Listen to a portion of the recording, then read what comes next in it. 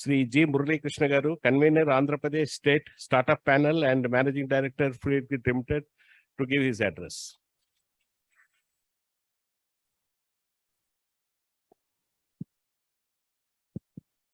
Thank you, Tirupati Garu, and indeed a pleasure. And good morning, everyone.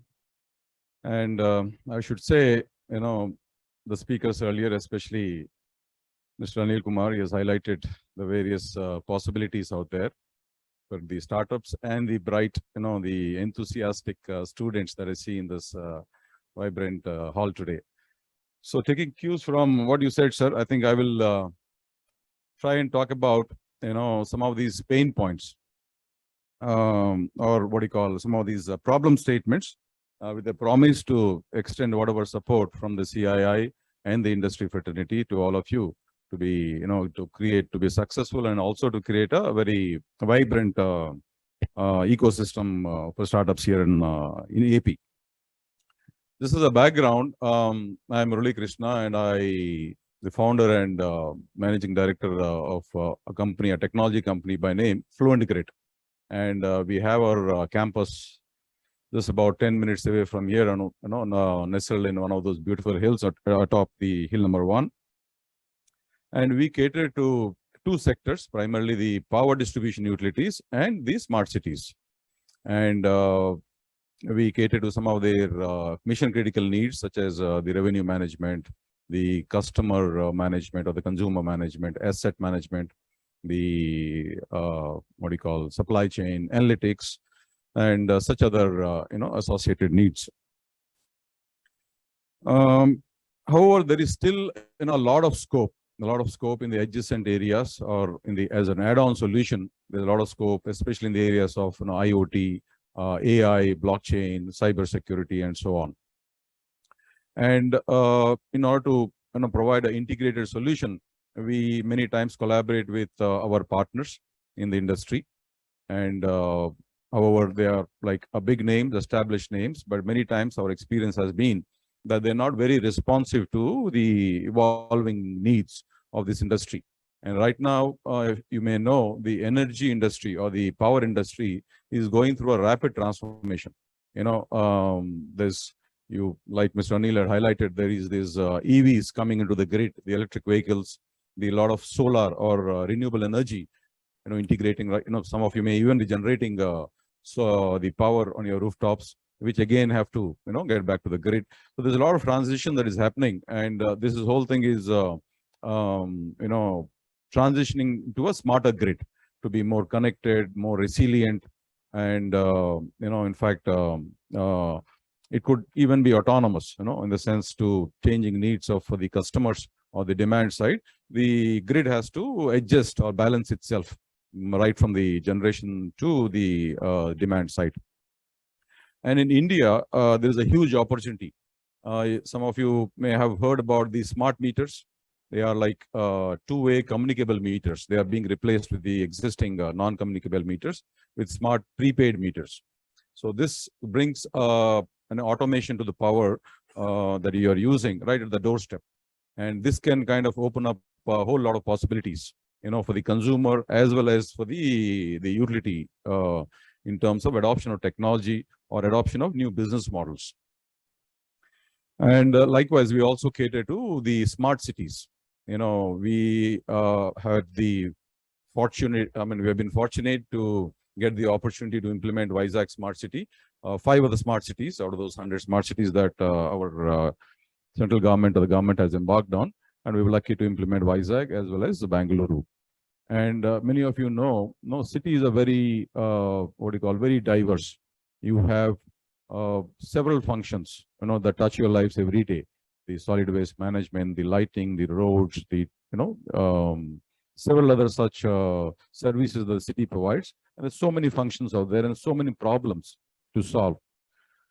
So, the way we started out back then, I'll just touch upon how I have become an entrepreneur back in 1998. When I did not have a great technology background. My family business was into steel, but I was actually getting bored. It was a very mundane, very, kind of a boring job for me. I had set up the industry out there. It was running fine. but then I didn't see great opportunity for innovation there. And I started this organization primarily to get away from this business. My key motivation was to get away from my family business. And I was fascinated with technology. And so that's how I started out in 1999, not having a clue, where to start from, what to do. But then I started to look at, did a little bit of market research, went around the country and outside to understand, where are the opportunities, what I can do differently. So then I came across these power utilities, power distribution companies. They were in deep trouble back then. If you maybe were still a long way to go before we can say they have turned around. But then back then they were not even commercially viable.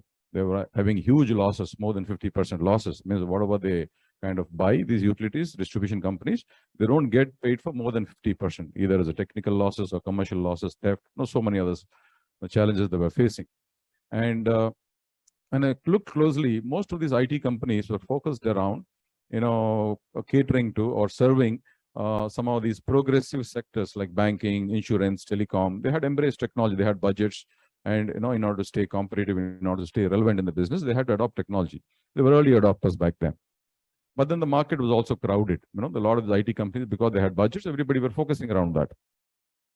But we, being a startup, early on, didn't know where to start from, had to differentiate ourselves, do things differently.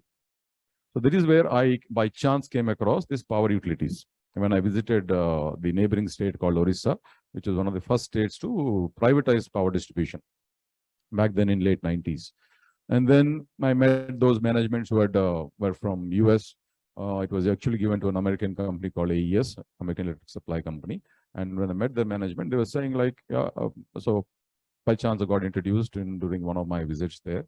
And he was telling me that, see, Mr. Murali, we have about 700,000 customers here, like 7 lakh customers. And out of which 60% doesn't have meters, and balance who have meters, at least 50% don't pay. So he said, there's a whole lot of opportunity out here. Tell me, what you can do. I went there with a presentation that I'll do a ERP, sorts. But then that opened up, a whole new idea that yes, I think the revenue side, if you are able to help them turn around in the commercial side to make them profitable or at least healthy companies. And this is where we started building a revenue management or a billing system. So this is how you need to kind of look at the, this whole dearth of technology. Technology comes later. So don't get fascinated with the technology.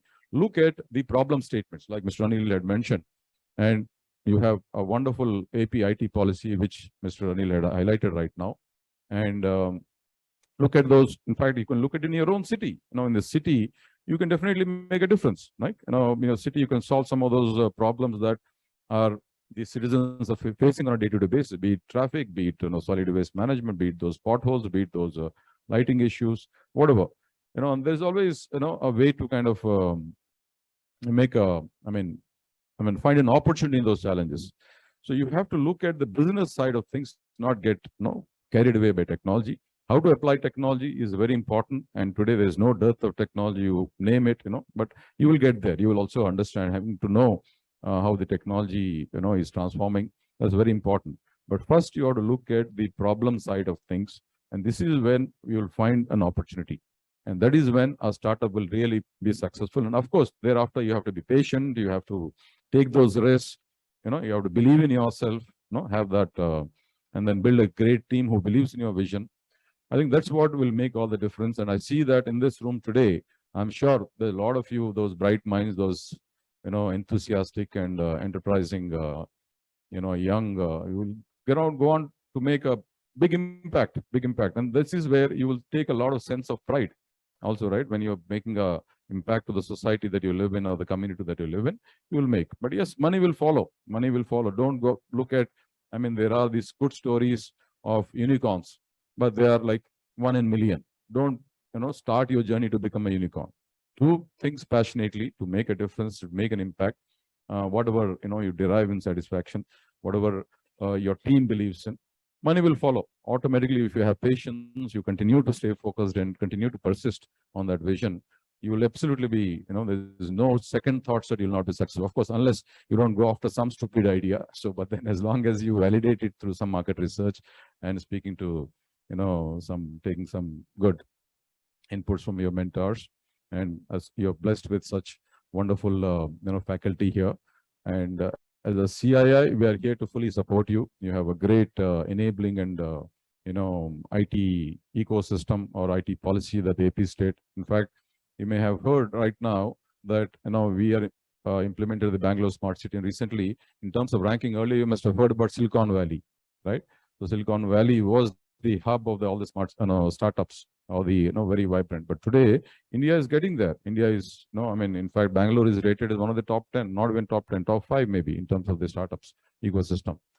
So you all get your chance. So don't get carried away by short-term thinking. Look at the long-term thinking, for which you need to compromise, you need to make sacrifices, but more than anything else, you need to believe in yourself. And everybody need not be an entrepreneur. You can be a great executive. You can, in your sphere of things that you want to, chalk out a career path. As an executive also, as a senior executive or whatever career path that you choose in life, you can make a huge difference, huge impact, right? So it need not be that you have to be an entrepreneur to make a difference. So entrepreneurship, you can be an intrapreneur. Within our organization, we encourage a lot of intrapreneurships. So, and then today we have come this far only because of those handful or those passionate individuals who work truly like an entrepreneur. I have kind of only given them an enabling environment. So, but then entrepreneurship is the true spirit that will get the best out of you, realize your full potential or unlock that value that each of you have. So looking at all of you, I think I thought, although I was here to speak more on the CIS stuff, but then I was really inspired or motivated seeing all the students in the room. So just to also let you know, see, I was telling you, as a product company, the sales cycle, the cycles are very long in our industry, especially being many of them are publicly owned utilities. Like, power companies are mostly state-owned or public-owned. So very long cycles. And we need to stay invested for a very long time. And this is where I think you can look at some of these innovations, especially in the energy industry, offers you a whole lot of opportunities out there, because a lot of transition that is happening right now with this smart grids that you're going to see very soon. And we would like to encourage startups to complement our strengths and whatever innovations that we bring to the table. And we have established client base, so we can reach out to some of these decision makers or change leaders, and take your ideas to them. And I'm sure they will trust us to deliver those innovative solutions by giving access to their resources. Secondly, I believe there is scope for entrepreneurs to be service providers as well. It's not about only product development. Yes, we have to, there's still a long road ahead for India to be called as or respected as a product leader.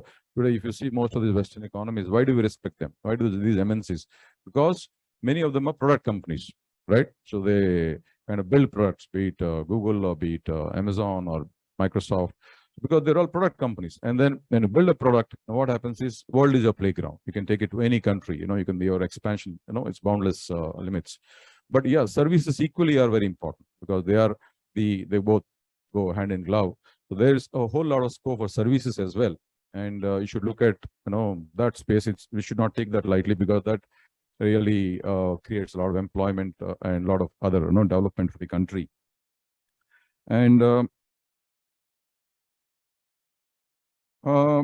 well, again, the service is important because I being in the IT industry, we are facing this, whole, what do you call, if you recall, last year has been called by IT industry. My good friend here, Naren, will agree, or Mr. Farindra, who is also my co-convener, who is also into this innovation space, would agree that last year was called the year of great resignations. We had, just imagine, a company like Infosys or like these large Accentures and all, who had hundreds and thousands of employees, and 20% of the employees leave. You just imagine how to kind of fill that gap. So last year was kind of, loosely termed as a year of, so we all face that. And then there is a lot of talent crunch right now, in the sense we have to really build some innovative solutions or services. Talent is very important, right? So some of you startups can, look at seeing how to augment that. A company like us, we are very open to alternative ways of working, and we can always look at how we can collaborate or augment our capabilities to provide better services of value to our clients using these services. So you could also look at that space. And I'm sure my colleagues, especially in the IT industry, will, definitely echo this sentiment that yes, we all are here to collaborate and find new ways.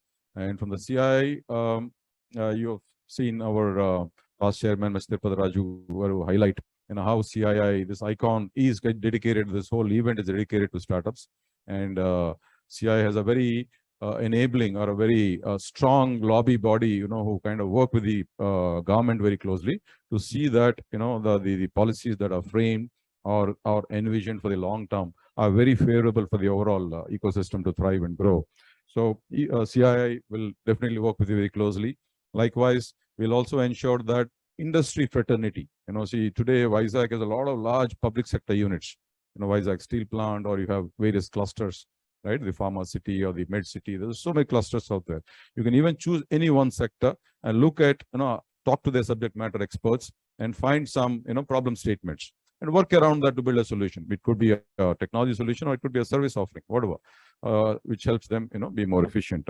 So that way we will see that from the CII, it's a more structured approach by bringing the student fraternity, the academia, the industry, and the government, of course. So, and I look forward to working with you all, and we're always open to suggestions, any guidance, any feedback. We're more than welcome. We're always accessible and available to any of you. You can reach out to the CII Secretariat if you need any help, and we'll be happy to assist and help you realize your dreams. So, thank you very much for this opportunity.